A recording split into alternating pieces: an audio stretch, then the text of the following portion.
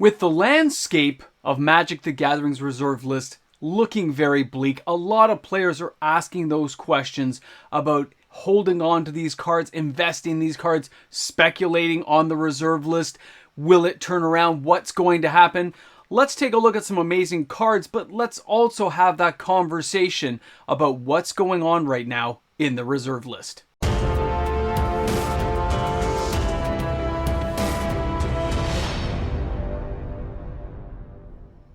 Depending how you want to look at things, the glass is either half empty or half full.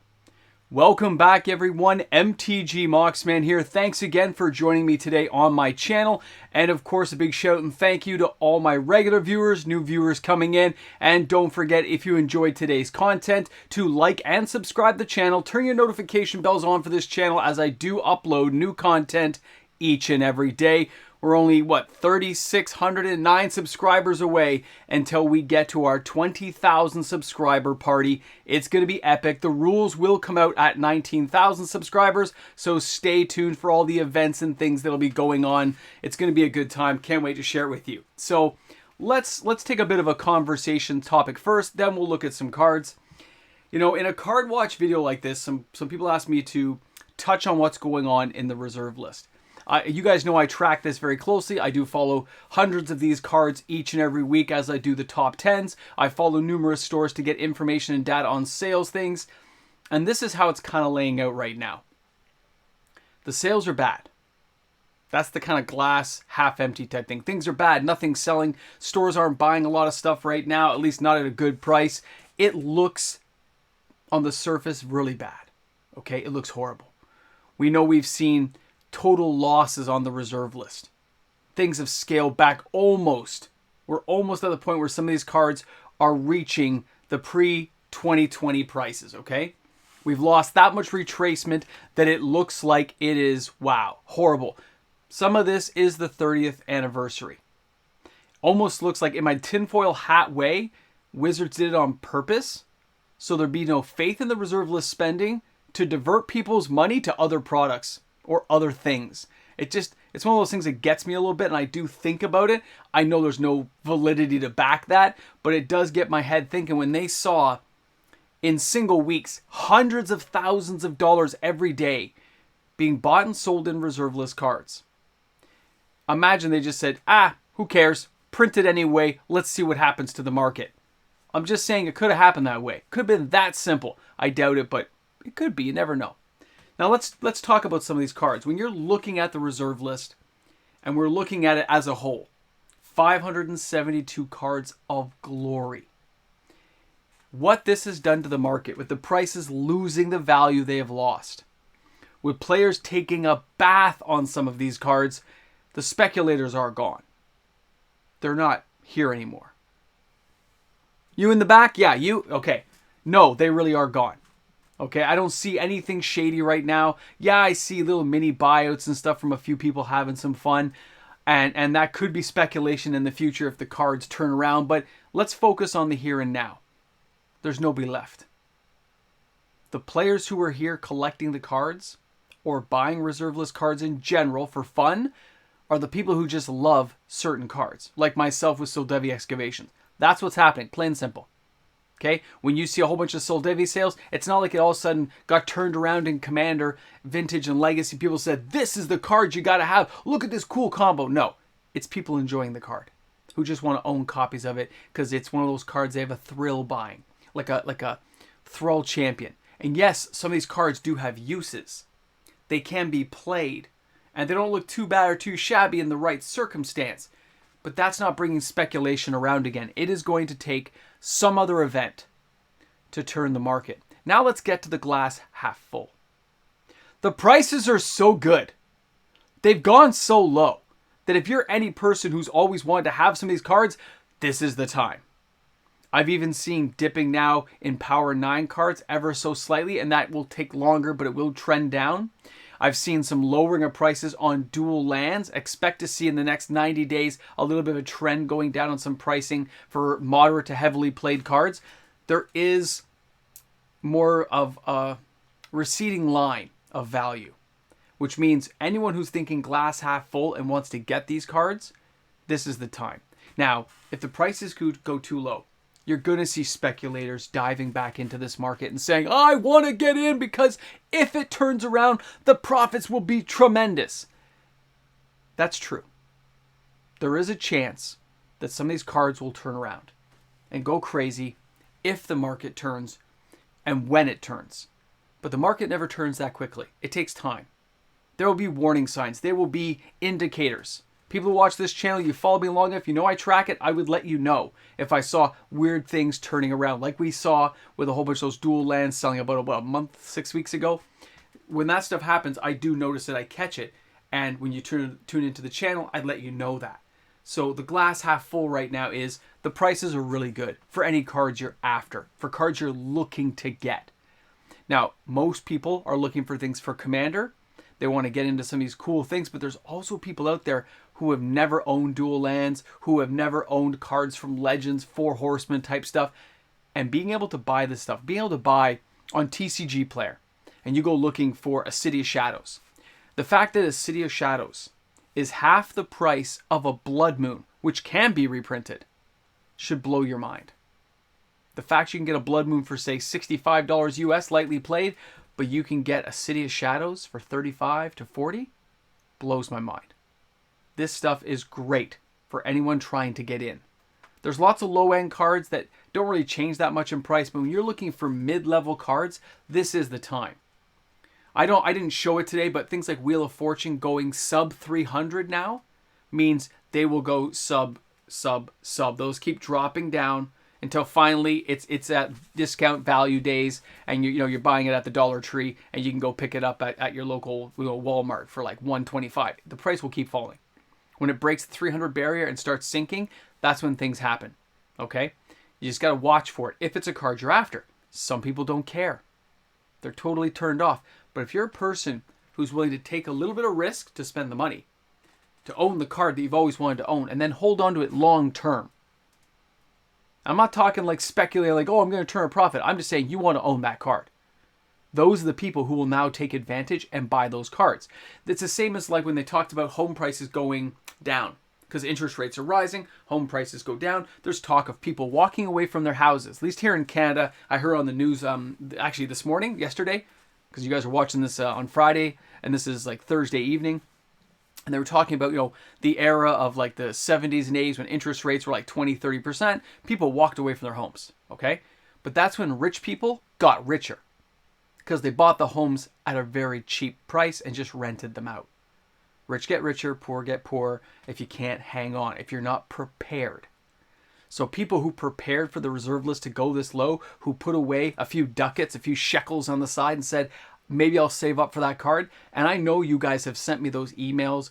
I know some of you guys bought power cards. It's amazing to be able to get those cards, especially the guys in the States. I know you guys got really good deals on like the Mox Pearl, Mox Ruby, the Abyss.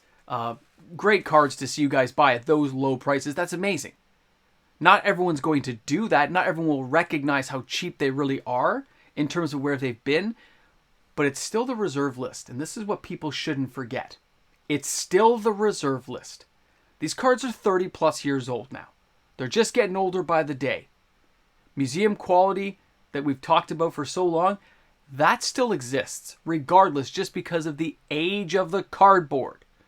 So yeah, you should take care of it. Yeah, you don't know what's going to go in 20, 30 years. You don't know how it's going to impact your family 50 years, 60 years from now. Nobody knows. Could be worthless or could end up in a museum under some, fancy art deco thing saying, remember in 1993 when this game came to the forefront? Remember when this game hit this? Well, these cards are now blah, blah, blah, blah, blah. You can just picture the museum exhibit they're showing you. I can see it now. It'd be amazing. I'd probably have my cards in it. This is that kind of moment, though, where players are deciding which side of the fence they're on. Glass half full, glass half empty. It's very interesting. Now, when you're talking about cards, though, now we're going to skip over here, guys. I'm going to show you some cards. And I'm sorry, I know the video is longer than normal, but some of you guys want me to touch on this stuff. I don't think, just to end this off, there's no speculators around. This is people buying cards who want them. That's why the sales are kind of wonky from week to week, and it really depends on what people are after. Keep that in mind, but stay tuned. I will update people as we go. Let me share with you guys a few cards. I want to show you some stuff and some interesting prices on cards, reserve list and, of course, non-reserve list. and some stuff going on with Commander that you probably need to know about. So I want to start everyone off with Raging River. This is unlimited, okay? You can find it in collector edition stuff cheaper. You can go shopping on TCG Player right now, and you can find this card for around 140 US, moderate to lightly played, okay? Raging River is a good card. And remember, at the start of this thing, the shill for the Moxman here, if you're buying any cards you see in today's video, if you're shopping on TCG Player, I am an affiliate. I have a link inside the description of every video I put out. And if you click on that affiliate link, it takes you for your shopping experience directly to TCG Player. Anything you buy gets credited back to my account, and I get a 3.5% kickback for the channel, for myself, to get cards for the channel. I really appreciate those who take the time to click that link every time they're shopping on TCG Player. Thanks again, guys. Now let's take a look at this card. Now the shilling's done.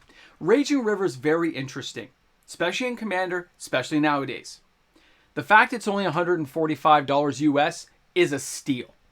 This card is a 2 red casting cost enchantment, and there are definitely reasons why you should be buying this card and at least thinking about it as a card watch card. It says here as an enchantment, 2 red to cast. When you attack, non-flying defending creatures must be divided as opponent wishes between the left and right side of the river. Then you choose which side of the river to place each attacking creature. And attacking creatures can be blocked by flying creatures, right? So flying creatures can block anything, but their ground creatures can only choose one side or the other. So you can kind of like, if they only had 2 creatures or 1 creature and they put on one side of the river, you could choose the other side and basically walk right by. Which means any creatures you have that have effects that trigger when they don't get blocked, a card like Raging River really pays off. The fact we have all kinds of ground creatures that can do crazy stuff and making them pick which side of the battlefield, and you can choose which way your trample creature is going to go over and be bloodlust, berserk, and crazy stuff going on. This can be a game-changing effect card that, well, I'll be honest, nobody sees it coming. Nobody reads that text and goes, what is going on? That's what happens with a card like Raging River at 145 bucks. And by the way, it's just a card to pay attention to. There are lots of good reserve list cards, but this one has fallen to the point of price that it makes me think we need to pay more attention to it. I think it's going to fall a little bit further, but at the same time, near mint versions are not going to fall at all. Finding any, because this card didn't even get into like revised and stuff, right? So you're only going to find it in the collector edition stuff, and you're going to find it alpha, beta, unlimited. So keep an eye on this card if it's a card you're interested in. I think a collector edition's like 60 bucks. So, you know, it's something to keep in mind. Now, the next card. This is Professori Nodes, and this is from Planar Chaos. Cards like this, especially in Commander, have very good game effects. This is basically a white version of Drop of Honey from Arabian Nights. And the interesting thing about it is white and green go together. And the fact you can have both of those cards in here and ways of using recursion to bring them back. Now, I understand a Drop of Honey is $700, but the Professori Nodes are $1. So come on. What are we talking about when we look at this card? I think this card's been reprinted one other time as a list card. You guys can tell me if I'm wrong in the comment section, but I think it's only been reprinted once so far. It's probably a target at some point, but this card is pretty interesting. At the beginning of your upkeep, destroy the creature with the least power. It can't be regenerated. If 2 or more creatures are tied for least power, then you choose one of them. When there are no creatures in play, sacrifice Professori Nodes. This is interesting, okay? Cards like this can keep creature counts low, but at the same time, if they only have one giant creature out and you have nothing, and it's the lowest creature, this is the card to cast. This is a single kill spell, basically, that you could bring back every turn if you needed to, with multiple ways. So think about cards like this not only as an enchantment to be used long term, but also as a creature kill spell that can be used to eliminate the biggest creature on the battlefield. Pay attention to cards like this. Most people forget they exist, and it's much to their detriment. It's their fault, okay? Great card. Now, our next couple of cards are all Treefolk because Tribal Treefolk has been selling. There's been a lot of sales this week. Expect some of these cards to actually be in the top 10 this weekend if something doesn't happen. So these cards are being sought out because they are so cheap. 15 to 25 cents, lots of people buying them. Now, when we look here at the Everbark Shaman, 1 green, 4 generic for a 3/5, but it says remove a Treefolk card. from your graveyard from the game, search your library for 2 forest cards, and put them into play tapped. That ability to thin out your deck is an entirely life-changing option when you're playing a Treefolk deck. Knowing that you can get a whole bunch, as your creatures die, thinning them out to make sure you only get more Treefolk, bigger and bigger and bigger, and be able to cast everything because you have such a large mana pool, this can be just a very fun time. A fun, exciting time. Bring your popcorn, nachos, and cheese, and enjoy the rollout as the Treefolk from Fangorn just like smash everything up. The Treefolk are selling. Now, when we take a look at these cards going forward, let's not forget what these things can do for you. This is the Dauntless Doorbark, okay, from Lorwyn. This card is more expensive and it's had a lot of sales. I wanted to share it with you in case you guys didn't know what this card does. It's a single green and 3 generic, and it says, Dauntless Doorbark's power and toughness are equal to the number of forests you control plus the number of Treefolk. Dauntless Doorbark has trample as long as you control another Treefolk. He doesn't have haste, but there's lots of ways of giving haste. The fact he's going to come in at least as a 4/4 if you had 4 forests, but if you cast 1 or 2 smaller Treefolk, he's going to come in as a 5/5, a 6/6, a 7/7. There's a lot of options going on with cards like this. There's also ways of bringing them back. Don't forget that stuff. Green has a lot of fun times coming up this year, and I think Treefolk are going to be one of those cards that people want to mess around with because it's a very cheap type of commander deck to build. Now, our next card is one that I've used in my simplified Treefolk, like a 60 card deck I built back in the day. This card from Morningtide really caught my eye, and again, significant sales this week. When we take a look at this, and sorry I didn't size this right for you on the screen, here we go. Brosk Baronette is 1 green and 1 generic. It's a 1/3. It says Treefolk spells and Shaman spells you cast cost 1 less to play. So you can get Treefolk out just a little bit cheaper. You can also cast your Shaman spells. This is one of those cards that is a connector card, hasn't been reprinted, but expect it to be in the next little while. In the next year or so, a card like this will probably come along. If the sales of Treefolk Tribal continue to grow, no, the supply of these types of cards are less than you expect because the print runs weren't as big, but it's still a really cheap card. We're talking 20, 30 cents. Not expensive, okay? It's going to get reprinted if it goes up, but it's a card you probably want to think about buying if you're going to build a Treefolk deck.